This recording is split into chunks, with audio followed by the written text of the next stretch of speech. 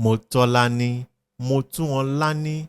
Once again, I have found honor. I have possessed distinction one more time. That is the meaning of that name. Ọládìní ní fún mi lẹ́ẹ̀kan sí. Àníkún ọlá bí ilé tí ń gorí ilé àwòṣífìlà. It is a name given to a child who meets prestige at home. Now, this prestige is more about persons and not status or possessions. A child is born and the parents exclaim, "Ah! MOTỌ. Is it not obvious, therefore, that by Ọlá we refer to the child who has been born? Léyìí tó túmọ̀ sí wípé ilé wa ti kún fún ọlá kó tó yà sí. Àwọn ọlọ́lá ọmọ ti kún sọ́dẹ̀dẹ̀ wa bí yọyọ. Àlékún ọlá bí àràkún aṣọ gbági ni wíwá tìrẹ jẹ́. Ìyẹn ló mú wa fọhùn nígbà tá a rí ọ wípé bẹ́ẹ̀ ni MOTỌ.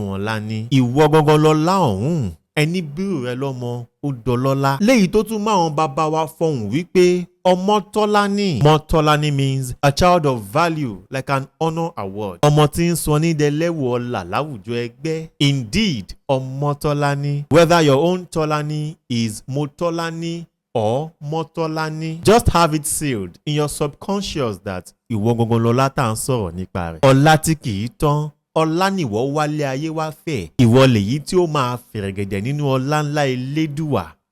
Wàá ṣeré.